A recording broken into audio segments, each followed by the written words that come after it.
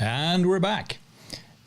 We've been off for a week, so thank you everyone for hanging on and coming back now. My name is Tom Raftery. This is the Tech for Good show. Welcome. Thanks for joining us.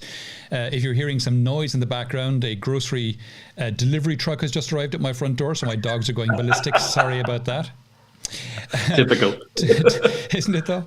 Today is the 6th of April, Tuesday the 6th of April. It is 5 p.m. CET, 4 p.m. UK, 11 Eastern, 8 a.m. Pacific. I say that because this goes out on LinkedIn Live, it goes out on Twitter, it goes out on YouTube, and people get notifications days afterwards and come and leave comments going, "Hi, Tom," and it's 3 days later. So apologies if you were watching this and it's not Tuesday the 6th. If you are and it's not, then you were watching the recording. If it is 5 p.m. CET, etc., and you're watching, thank you for joining us. Drop some love in the comments. Tell us where you're calling in from, etc. We have a new host. Chris, unfortunately, couldn't make the show today, so Brenton has very kindly, at very short notice, volunteered to be the victim and jump in and join. Brenton, thank you for that. Would you like to introduce yourself? Absolutely, and Tom, I'm absolutely thrilled to be here, so thank you for having me on. For those who don't know me, I'm Brenton O'Callaghan. I've been in the SAP ecosystem for probably 12, 13 years, so I know Tom very well. We meet lots at various conferences across the world. I'm part of a software company called Avantra, specializing in SAP operations. So I'm completely unqualified to talk about any of the stuff we're going to talk about today, but delighted to be here nonetheless. Fantastic. And we got Dave calling in from Maynooth. Hey, Dave, thanks for joining us. So we got some great stories lined up today, folks. So some really, really interesting ones.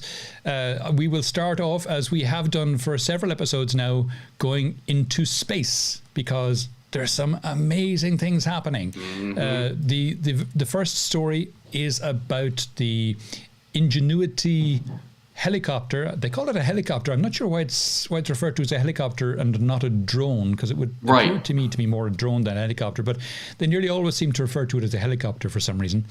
But it's the Ingenuity Helicopter / drone that's on Mars. It's getting ready for launch, and this is going to be the first flight of a device made by man on another planet. This is historic. It's flying next Sunday the 11th, and we will get the data back from that flight on the 12th, so Monday. So Monday we'll get to see what actually happened. I've been jumping up and down about this for weeks now. Watched the landing live, the whole thing. It's such an amazing journey. They dropped the Ingenuity from the bottom of the Perseverance rover at the end of last week. They let the debris trail loose first, then they moved a bit, and then they let the legs of the Ingenuity thing unfold, and then they dropped it on the floor, and then they moved away, and then they moved away yesterday. In fact, on the right-hand side of the picture on screen there, you can see some of the tire tracks from the Perseverance rover as it has moved away from the Ingenuity.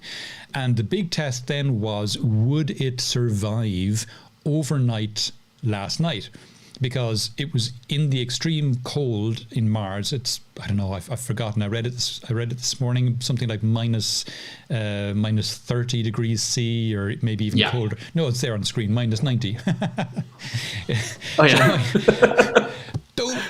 Minus 90 it had to survive, and it survived. So it had taken in solar power from its solar panels, and that solar power managed to keep the device warm enough overnight. And that was key, wasn't it? It was that the rover had to move away really quickly so that they could get as much sunlight into those solar panels as soon as possible, so that it could keep itself warm overnight.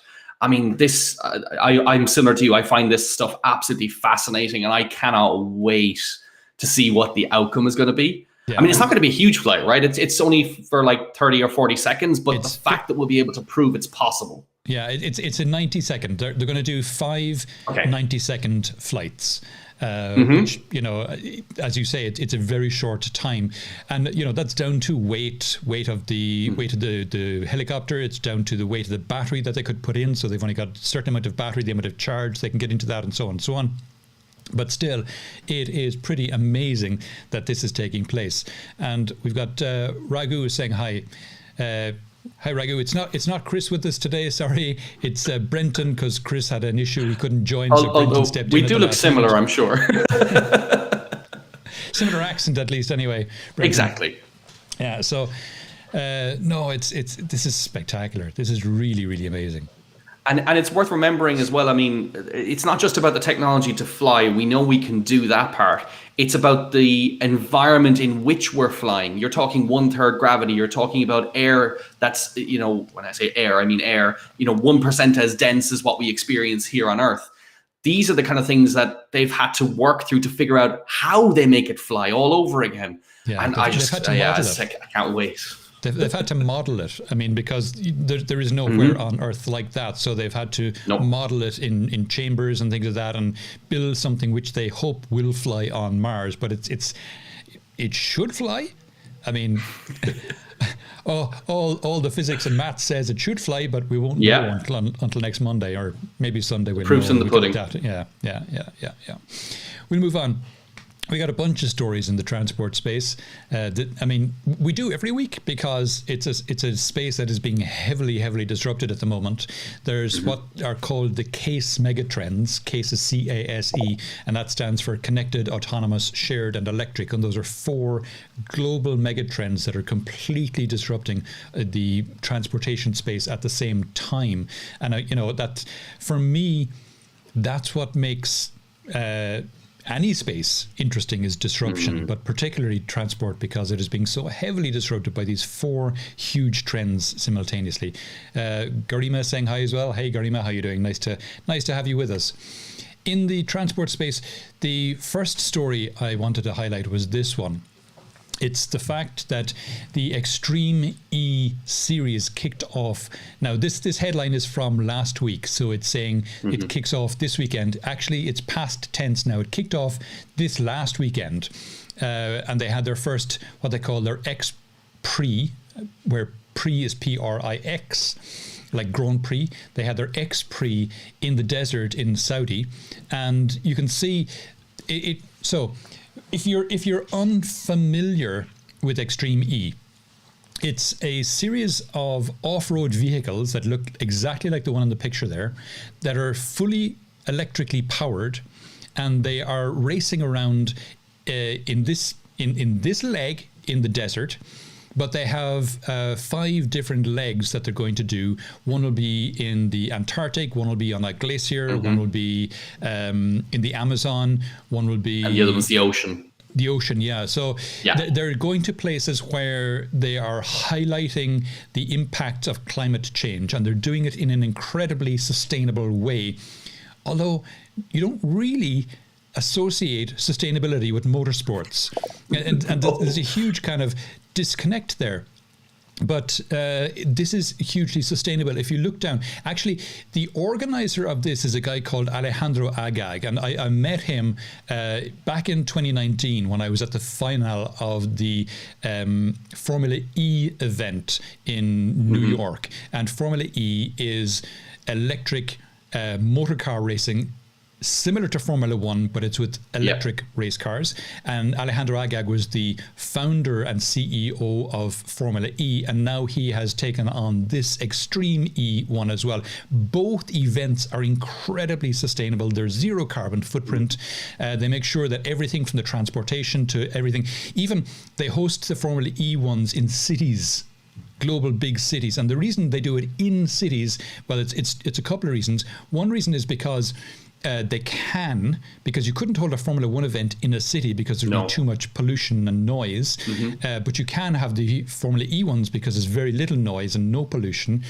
But also, and this is another key reason they say, is if you have it in a city that has good public transportation, you don't have people driving miles to go and see the event. Correct. Rather, they can take public transport to come and see it within the city that they probably already live in anyway. So it was absolutely superb.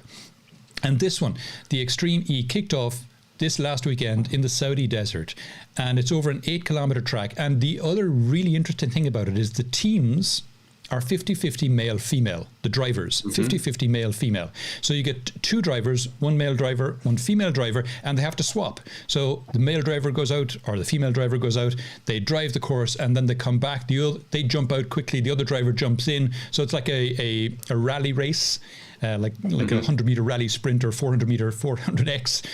They jump out, the other driver jumps in and takes off, and they do the course as well. If you Sorry? Okay.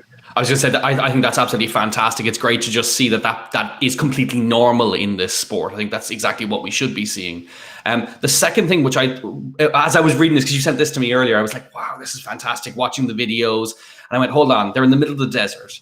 Do the cars have solar panels? How are they charging these batteries? And I was reading then through it, and there was all this detail about they bring a hydrogen cell, which has been charged using solar in order to charge the cars in these remote places. I thought they've really thought this through. And actually, the YouTube channel is fantastic. If anybody is interested, it's well worth. Oh, there it is. It's well worth having a look at. I lost a good 15 minutes earlier just going through the various videos. It is. The YouTube channel is there. You can see it now. Extreme E. Just search for Extreme E on YouTube, and there's a whole bunch of videos there. And they've just had the first leg of it, as I said, the desert one. The next ones are coming up, and the next ones will be in those other places I mentioned. So the Antarctic, Amazonia, places like that. Watch out for those. Those will be amazing races as well. But do go to that YouTube channel and check out some of the videos. There was one spectacular crash. There was a couple of crashes. There was one spectacular crash where one of the women drivers hit a rut and the car rolled. Now, she was unhurt, but it just looked incredible. And when you see them driving through that sand and the dust clouds that are being kicked up behind them, they have obviously cameras in the cars. So when one driver takes the lead and the others are behind it, suddenly the others are whited out because they can't see with all the dust. So they have to go out to the sides. There's all kinds of tactics like that. And they have tight corners to take, going up hills and down huge cliffs, not cliffs, but very steep hills as well. Absolutely breathtaking stuff, and all incredibly sustainable, and all done to highlight the fact that these environments are being impacted by climate change. We have another couple of people joined us as well. Stuart Hanna. Hi, Tom and Brenton. Finally managed to be available for one of your live episodes, Tom. Great, Stuart. Lovely to have you. And Simon, Extreme Dust. Very true. Yeah, absolutely. to the point I was saying there about some of the races, and it's mind-blowing. It's really, I'm not a huge motorsports fan. It's not something I follow avidly. But some of the drivers in this are former Formula One drivers and some of the best drivers in the world. Across all disciplines, whether it be Formula E, Formula One, whatever, they're all there. World Rally champions, just absolutely amazing stuff. So, if you're unfamiliar with it, check out some of those links, check out some of the videos. They will blow your mind. It's really fantastic. And then changing pace completely. We have Google Maps are now going to start showing eco-friendly routes. And I think this is pretty cool because a lot of us use Google Maps to get around, particularly if we're going somewhere where we haven't been before. And now Google Maps are going to start showing us, as I said, eco-friendly routes, and it'll be the default. So, you can say, no, I want the fastest route possible. Or if there's a huge differential between the eco route and a faster route, it'll give you the option. But by default, it'll give you what they call the most eco-friendly route. And where I think this will be really interesting is a lot of delivery companies use Google Maps. Now, some of them have more professional routing options, but some of some of them definitely use Google Maps. And if they start using this and the eco-friendly routes in this, then again, that should make a big difference. And I think this gets really, really interesting. I find this really interesting as well because imagine when you get to the point where your phone, whether it be Android, iOS, doesn't matter, knows how you drive your car. So it knows how heavy footed you are. It knows, okay, the temperature is 22 degrees outside. Tom likes having the air conditioning on. And so therefore it can start to prompt you and encourage you to not just drive the economic or the eco route, but also say, hey, you know what? If you open the windows, I can keep the car as cool as it is right now. You don't need the aircon on, all these kind of intelligent things. So you can see this becoming part of a larger intelligent analysis of how we're getting from A to B and improving it bit by bit. I think it's fantastic. Yeah, and I know the bigger professional firms, the likes of the DHLs and the FedExes and things, they do have things like, I think Mapbox is the name of one of the routing ones that they use that does this by default. But now that everyone else can do it as well using Google Maps, that makes a huge difference. We've a comment from two comments from Adrian Godsell there, or Goodsell. Hi, Tom and Brenton. Adrian from Race Tech Magazine here. That was very apt. Superb. And motorsport owners across many disciplines from E1 to Formula 1 are in race to sustainability, which is great. Yeah, now we're seeing that a lot. They're introducing electric motors now to some of the Formula 1 cars and things like that, making them hybrids to bring down their impact. And didn't Bernie Ecclestone say that it would be fully electric by 20, or it would be net zero by 2030 or something like that? I can't remember. I can't remember the exact date, but he definitely has made some statements on it. Yeah. Maybe, Adrian, you can tell us. Paddy Lowe's new zero petroleum is also worth looking into. I wasn't aware of that. That's good to help work towards net zero with the world's internal combustion engine. Don't get me wrong, Alejandro and his team have a great lead in the way green mobility and turn the next generation back into motorsport. Yeah, no, thanks for that, Adrian. That's interesting stuff, and I'll definitely look into that Paddy Lowe's new zero petroleum, because that sounds fascinating as well. Next story, Mercedes-Benz unveils the EQS specs, up to 478 miles of range on a big 108 kilowatt hour battery pack. Now, this is kind of in some ways kind of a crazy story, but in other ways it speaks to a trend, and that's why I put it out there. 478 miles is over 760 kilometers. Yeah. I mean, that's absolutely ridiculous. That's phenomenal. That's amazing. And the car has a 108 kilowatt hour battery pack. That's spectacular as well. The thing is, very few of us will ever have the money to buy a Mercedes EQS. You know, it's let's be frank, it's way beyond my wallet, and you know, even if I had, will I be able to justify spending that amount of money on a car when I drive like 10,000 kilometers a year, 6,000 miles a year? You know, it wouldn't make any sense. But the reason I think this is important is because it does speak to a trend. So my own car is a Leaf, Nissan Leaf. It's a 40 kilowatt hour 2018 Nissan Leaf. Has a range of 250 kilometers. Now, this has a range of 760 kilometers. But I bought the Leaf in 2018. And in 2018, the 250 kilometer Leaf was a good range to get from a car. It was. You know, unless you wanted to go for a Tesla, which was up around 400. But that was a huge jump in expenditure. So I got the Leaf, and 250, I was delighted. That was great. Today, 3 years later, a similar car would be 400 to 500 kilometers. So in 3 years, you've gone from good to, you know, good for that class of car at 250 to now being good at that class of car being 400 to 500. So it's almost doubled. And with not much price change either. That's the other thing. So if you were to buy it today, your wallet outgoings would not be significantly different. Correct. At least not in the realm of back in the Tesla, which was achieving 400 or 500 at the time. Correct. That's absolutely it. The price of the batteries is coming down, and the energy density of the batteries is going up. Battery prices have dropped something like 98% in the last 12 years, and the energy density of the batteries in the same time has tripled. So the batteries are getting more energy dense and cheaper, which allows car manufacturers to put. So there's a great example of this. The Renault Zoe, which is on sale here in Europe but not in the US. When that came out first in 2012, it had a range of about 150 kilometers. The 2016 version bumped that up to 250 kilometers. The 2020 version bumped that up to 400 kilometers. The price stayed the same, but not just that. The physical battery housing stayed the same. So in the same battery... Does that mean that you could swap them out for the older versions? You could replace the battery in the old one and get a much higher range. Yeah. I mean, that's fantastic. And that's exactly what we should be aiming for. Yeah, it is. It is. It is. Although the batteries these days go on forever because the batteries are thermally managed. They have a lifetime that's measured in decades now. You know, it's not like the batteries in our phones and our tablets and things like that. So it's a whole new world.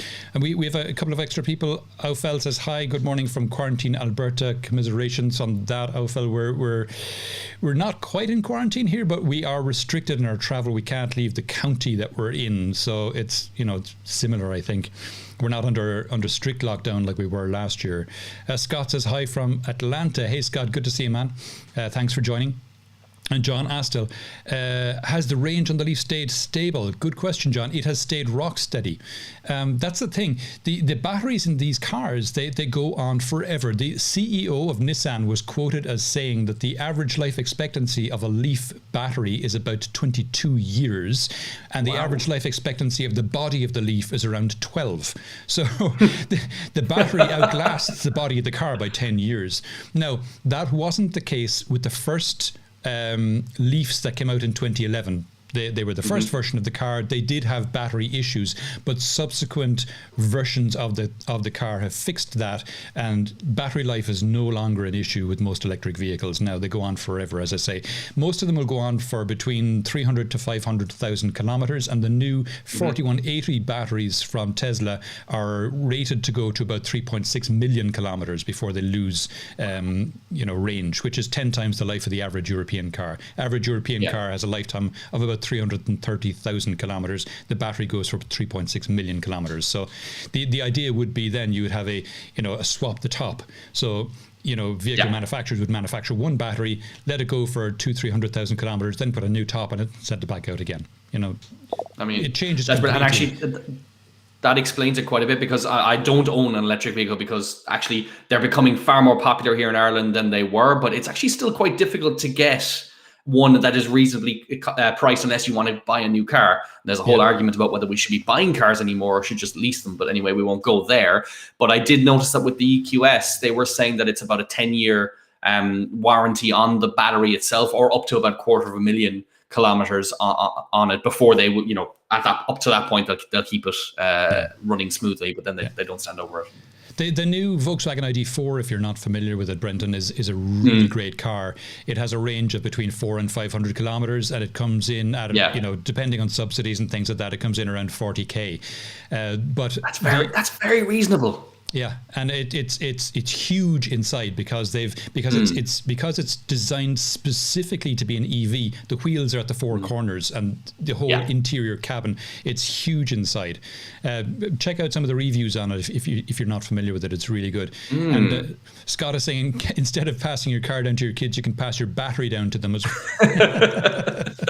Makes a lot of sense. 3.6 million kilometers. Who drive? No one. I don't know anyone who would ever. I don't know if I've ever done more than like 20,000 kilometers a year. So that would be in 10 years 200,000. I'd never get near a million. Never mind 3.6 million. So yeah, that could be the thing.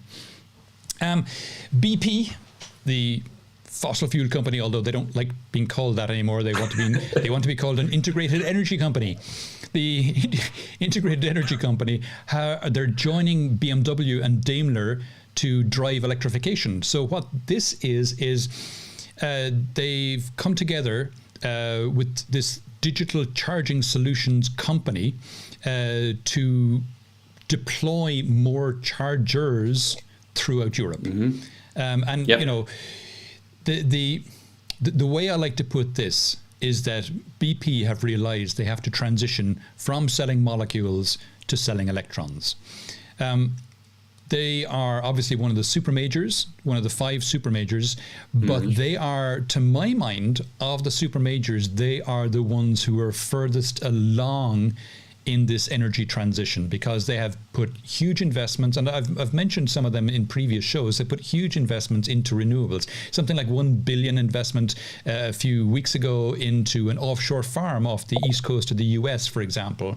And here they are now driving, and they've got these forecourts for selling petrol and diesel all over Europe. So they just drop chargers into those, and suddenly they've helped push out the electrification of transportation, and they get to sell electrons from those chargers to people who would be formerly going to those forecourts to put petrol or diesel in their vehicles. And one of the points they make at the end of this article is, for them, they could, for people who have plug-in hybrids, they could do both. They could go to a BP station and put petrol or diesel, typically petrol in a plug-in hybrid, put petrol in the petrol tank and then plug in the battery and charge the battery up as well. So it's an interesting one. And it's interesting to see that transition in the energy companies happening, transitioning away from selling molecules to selling electrons. And there's another side to this, which I find fascinating as well, which is, they have to be looking at the wider opportunity here, which is the nature of our interactions with these charging points, with the refill points, is going to change. Mm-hmm. And the company that can be first, well, not first, but can really crack that and create a consumer experience that makes people want to go to a BP, BMW, Daimler forecourt to recharge their vehicle. That's where the value is. And I'm thinking about things like, if you take the travel industry, like especially in the US, the points concept, the gamification of the utilization of the brand, like a Marriott brand or whatever the case may be, you could do something similar in this space and really corner it so that people want to use only your chargers and you benefit as a result. I mean, that opportunity is huge. Yeah, it is. Nobody really wants to go to a petrol station these days, but if you turned it into a kind of an experience center, to your point, had things like swings and roundabouts there for kids or video games, make it, it'd be kind of pester power. And with a lot of these newer cars that can charge at over 100 kilowatts, it means that the time to fill from, let's say, 10% to 80 or 90% is less than 30 minutes. So, you're not talking about a long time. You go along on a Sunday morning, bring the kids, get coffee and a newspaper, sit back, read the news, car fills, go away, go home again. Now, for most people, a lot of people have a charger at home, and you wouldn't need to do it on Sunday. In a lot of cases, it should be on motorway stops. So, you're zipping down the motorway, you've got a 400 kilometer range, you're at 350 kilometers, you've been driving for 5 hours. Now it's time to pull in and take a bio break, plug the car in, and, get a bite to eat.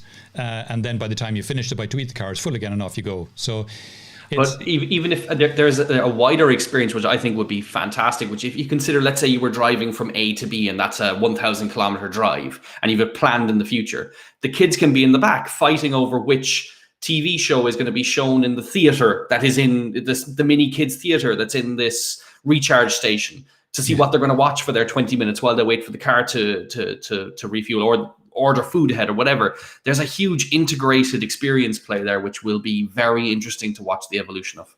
Indeed. And Stuart said he managed to get 290,000 miles, on his Mark 1 Prius. That's incredible. I had a Prius, Stuart, from 2008 to 2018, so 10 and a half years, because I bought it summer 2018 and sold it in December. Summer 2008, sold it in December 2018. So I had it 10 and a half years and I only managed to put 115,000 kilometers on it. So, compared to yours, it was just being driven in. What's the right word for that? It had only just started. Broken in. Thank you.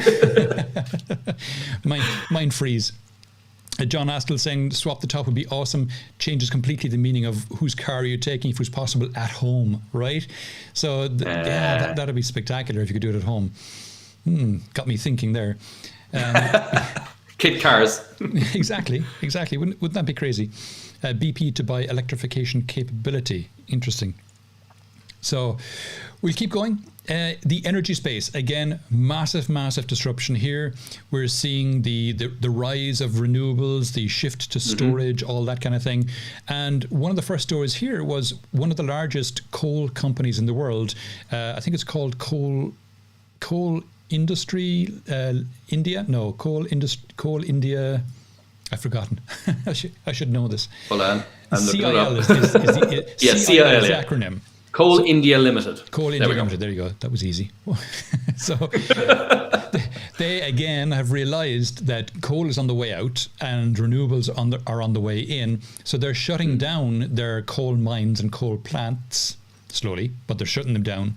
And they're rolling out solar power because they've, to the point they've realized, fossil fuels are a dead end. We need to get on the renewable space or we're dead in the water. And this is happening so much more in the energy space, the shift away from fossil fuels and the shift towards renewables. And a lot of it's being driven by the investment community as well, because for similar reasons, and we'll get to that in a sec, but for similar reasons, the investment community are running a mile from fossil fuels. And what I thought was interesting about this is, my two initial reactions to this article were, number one, great, about time, welcome to the party. It's great. The second one, which I don't know, maybe you can check me on this. He said at one point, the CEO said, over the next 2 or 3 decades, we're going to start to see this part of our business taper off. And I felt that's very slow. I would have thought it'd be a lot faster, but maybe I'm a bit naive. No, it will be faster, and it'll have to go faster because it'll be regulated to go faster. It'll be forced on them to shut down the remaining coal plants they have left. Because that if they don't, it'll mean India will be overshooting its emissions, and the government will get into trouble. So. No. This will happen. And this is why the investment community are running away, because a lot of these companies will have huge stranded assets. They will be forced to shut down plants that they may have built 5 years ago. And suddenly they'll be required to close them. And, if you were involved in lending money to that on the off chance, on the hope of getting money back over 15, 20, 30, 40 years lifetime of a gas plant or a coal plant or whatever, you might be losing that money, Yep. Not for the first time ever. Yeah, exactly. In that space, I mean, yeah. And I mentioned storage, and again, this is one of these ones that speaks to a trend. California is installing 1.7 gigawatts of battery storage in 2021 to boost the grid supply. Now, 1.7 gigawatts, if you're not familiar, to put it in context a bit, a gigawatt is roughly the output of a nuclear reactor. So, this is 1.7 to 2 nuclear reactors worth of energy storage, and it's not in one place, it's in multiple sites, so it's broken up into 3 or 4 different sites. But they're going to do this year, and in some cases it's going to be done by August of this year. And what's really impressive about this is they're doing it instead of gas-fired power plants, and they're doing they're doing it in conjunction with solar. And they're basically, what they're doing is they're adding like 4 hours of storage burst, to essentially. Yeah. So let's say a solar farm can output 200 megawatts of solar power.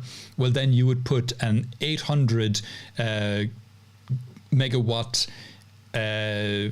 battery plant farm beside it, so it could take in 4 hours worth of electricity from the solar plant and then discharge it when night falls, so that when people get home from work, if the sun has gone down when they get home from work and they start plugging in their cars, or they start turning on their ovens, or they turn on their aircon because it's still hot, the energy from those doesn't have to come from a gas plant anymore. It can come from the 4 hours that's in those batteries. And of course, there's other forms of revenue as well for these battery plants, for things like grid balancing and that kind of thing. The Hornsdale Battery Reserve, which is the first of these really big ones in South Australia, has made millions of dollars for their owners. It cost, let's see if I get this right, it cost $60 million to build initially when it was rolled out in 2017, and it made back $40 million in the first 12 months of operation. So almost 18 months for an ROI on it. Incredible stuff. So consequently, battery plants globally have started, popping up everywhere. And again, you get this economy of scale and this experience curve, meaning that the more battery plants that are rolled out, the greater the fall in the cost of batteries, which again makes them more attractive, which means more are rolled out, which again, you got this beautiful virtuous circle going on.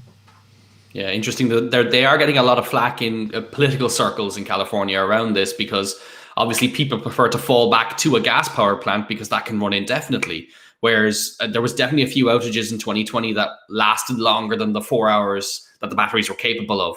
But I feel like that's a very short-term view from the political circles. But it's great to see this. I think there's a massive roadmap to increase the number of battery farms even beyond the 1.7 going through 2021 and 2022, because they desperately need it in this region. They do. In fact, the 1.7 this year is the start of a 3-year investment. They're rolling out another 2.6 or 2.8 gigawatts in 2022 and 2023. That's, I think it's like 1.4 in 22 and 1.2 in 2023 or something like that. It comes to about 2.6 or 2.8. So on top of the 1.7 that they're rolling out this year. So, that's huge. And you'll see that California's always kind of a leader in this space. So you'll see that happen in other states as well, as time goes by. Just California likes to lead in these kind of things. And again, another record 260 gigawatts of clean power was added to the world's energy generation in 2020. That's 260 nuclear power plants worth of renewables. I mean, I've nothing against nuclear. It's pretty clean until you have to kind of clean it up at end of life, which then it becomes problematic. But it doesn't scale. It takes decades to build a nuclear power plant, and it's massively expensive. Whereas renewables, you can build them out in no time. There's very little permitting involved. You can build them up to gigawatts at a time.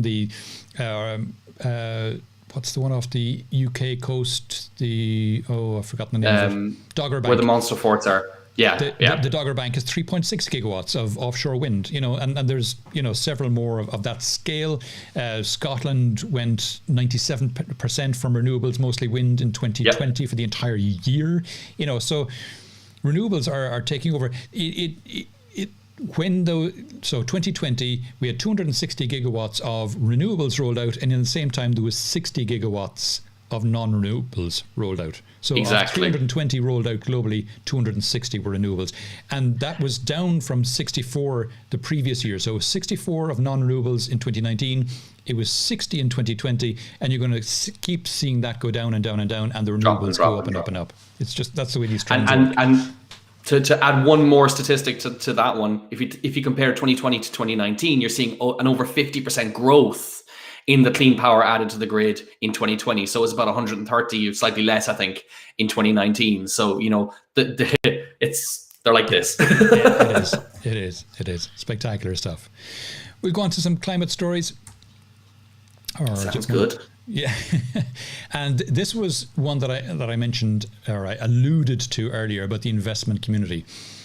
And this is a great story in the New Yorker written by Bill McKibben, where he talks about a report from BlackRock. Now, BlackRock are the world's largest investment company, and they've been getting more pro-ESG and more anti-fossil fuel in the last couple of years in their reports.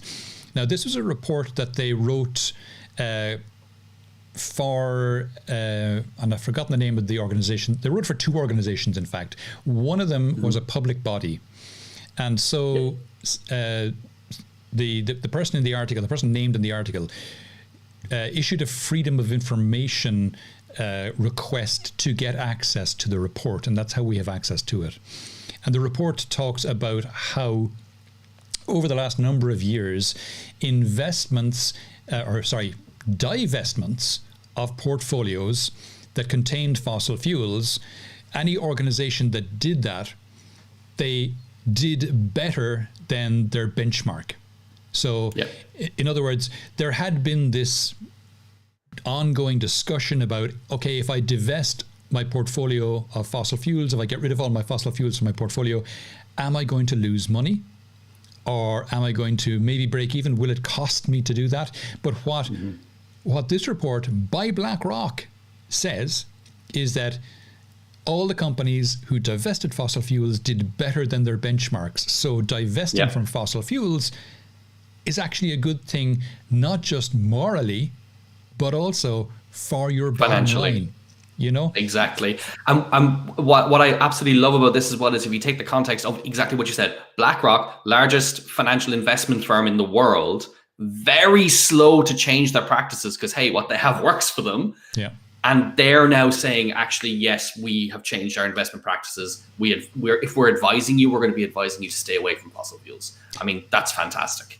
And they manage literally tens of trillions of dollars themselves in investments, which even if they might have been on the fence about it before, now having read their own report will very likely be going, let's slowly go this way. We can profit if we get rid of fossil fuels, even more than if we don't. Let me think about that for a second. So really definition positive of a no-brainer. Yeah, exactly. In the emissions space, we saw this. I thought this was very good because, we talk about carbon emissions quite a lot and CO2. We don't talk about methane as much. And methane is an incredibly potent greenhouse gas. I nearly said fossil fuel, although it is a fossil fuel as well. But it's an incredibly potent greenhouse gas. I keep getting stuck on that one. Fossil fuel. It's about 25 times more potent as a greenhouse gas than CO2. Now, the reason people don't talk about it as much is because it has a shorter half-life in the atmosphere. The half-life of methane in the upper atmosphere is measured in weeks and months. The half-life of CO2 in the upper atmosphere is measured in hundreds of years to millennia.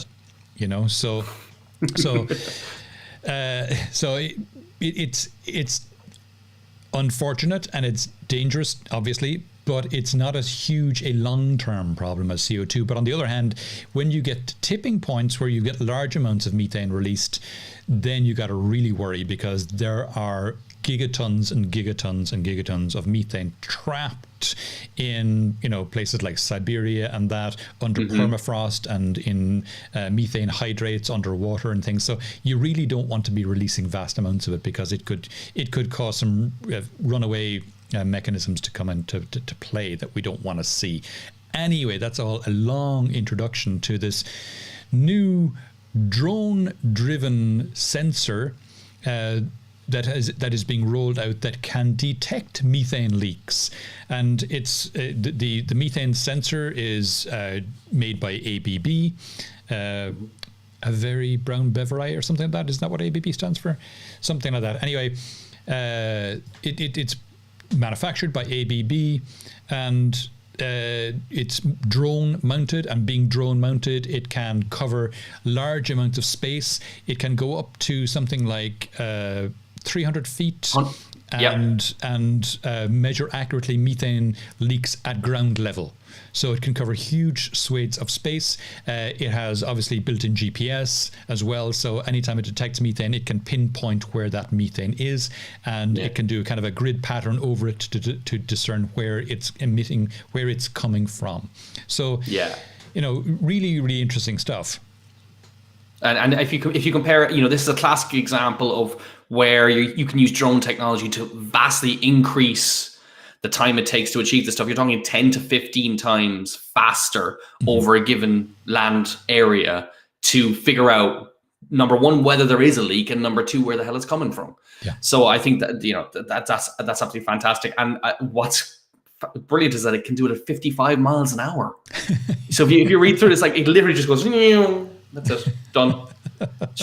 Using lasers is what I think. So yeah. Brilliant. Really, really fast. Yeah, no, I have a DJI FPV drone, and that can do up to 80 miles an hour. It's great fun. I gotta say. The question is, though, are we going to end up with a sky filled with drones for all these different purposes? This one's delivering my coffee. That's recreational. This one's checking for gas. Probably.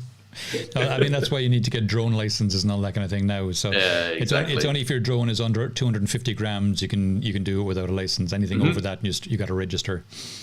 Yep. ArcelorMittal, one of the largest steel companies in the world, is now transitioning two of its German plants to make steel using what's called green hydrogen. Now, green hydrogen is not hydrogen that they've injected a dye into. It is hydrogen that has been manufactured using renewable energy. Hydrogen can be hugely problematic, and there are times when I've referred to it as unicorn farts, because essentially there is this huge hoopla about hydrogen, and lots of people think that it's going to save the world, and that there's no downsides to hydrogen. It's like magical fairy dust or something, and that's a load of BS, because 98% of the hydrogen in the world today is produced by steam fracturing methane, which makes hydrogen today a de facto fossil fuel. So, and it's also very inefficient for lots of processes that it's being posited for. Transportation is a big one. It's horrendously inefficient for that.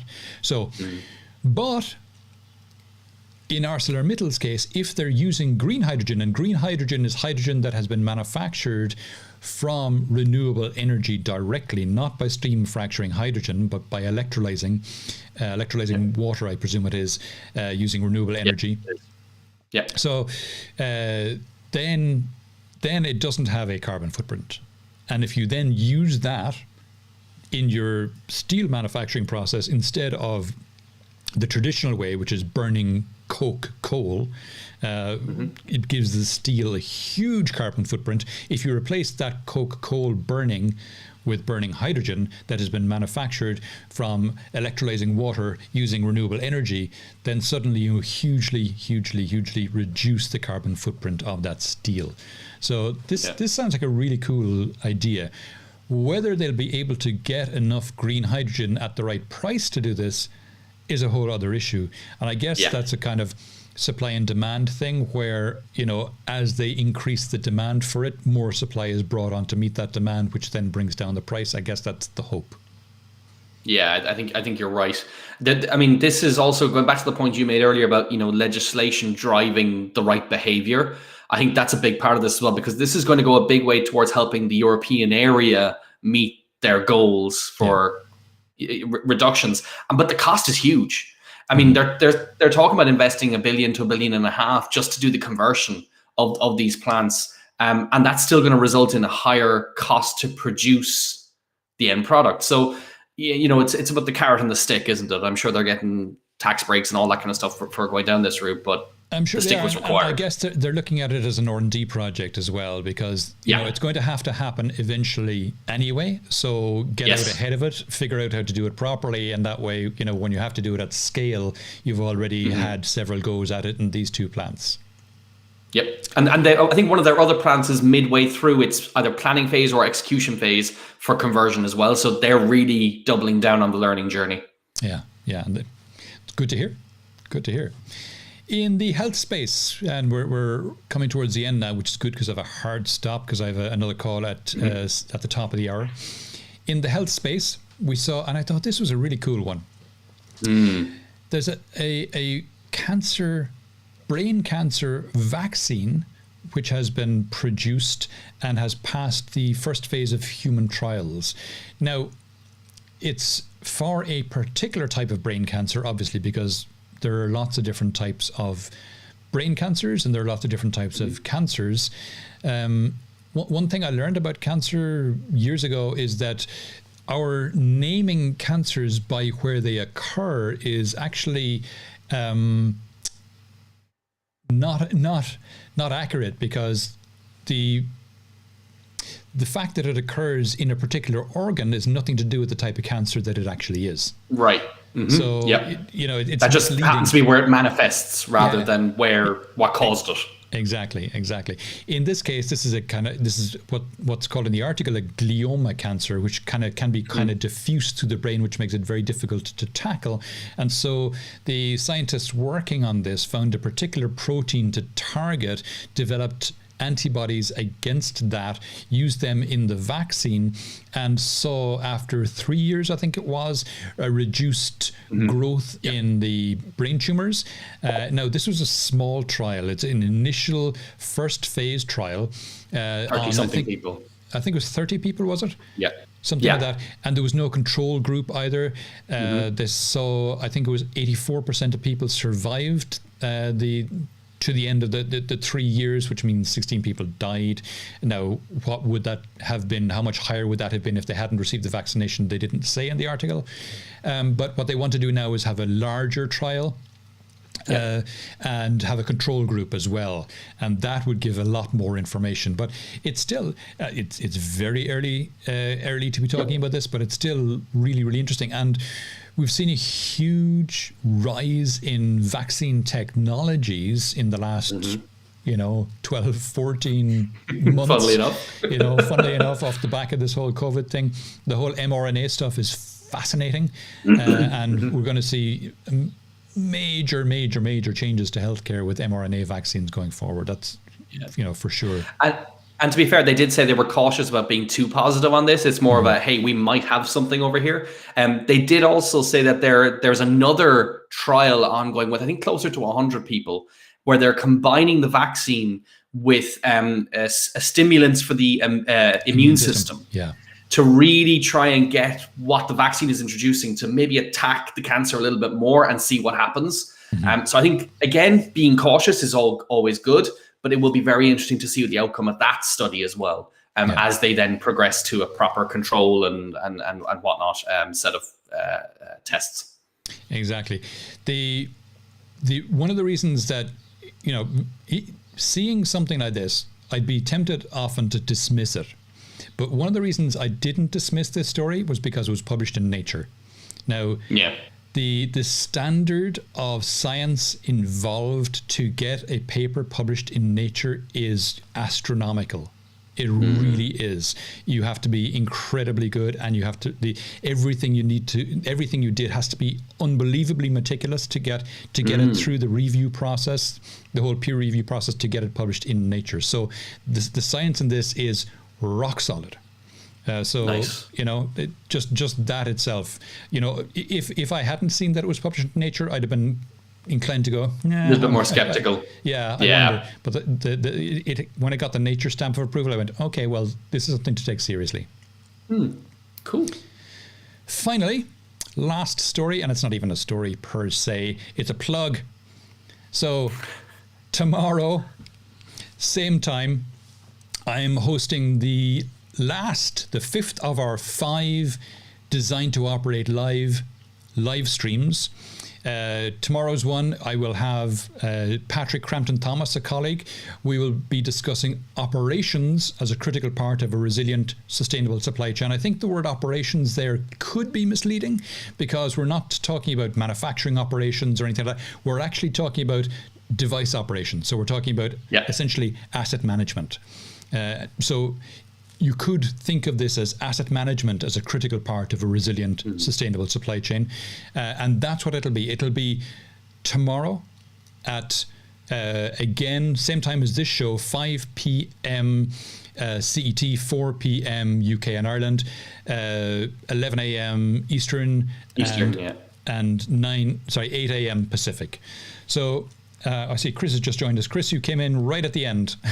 Thanks for joining. I'm just giving my final plug, as I do at the end of every show, for my next live stream, which will be tomorrow afternoon, same time, and we'll be talking about essentially asset management with Patrick Crampton Thomas. So if you have an interest in that, go along. The Design to Operate live stream series has been amazing. The attendance at it has been spectacular. The amount of participation has been off the charts. The engagement, we've gotten typically over 100 questions coming in per, or comments and questions coming in per live stream. So the like I say, the engagement is off the charts. It's really good fun. So if you're interested in asset management, make sure to put that in your bookmark it, put that in your calendar, and join us tomorrow. It's always good fun. And with that, I will say thanks for your time. Thanks for your interest. Thanks for joining us at the last second, Chris. And we shall see you all back here, same time, same bat channel next week. Sayonara.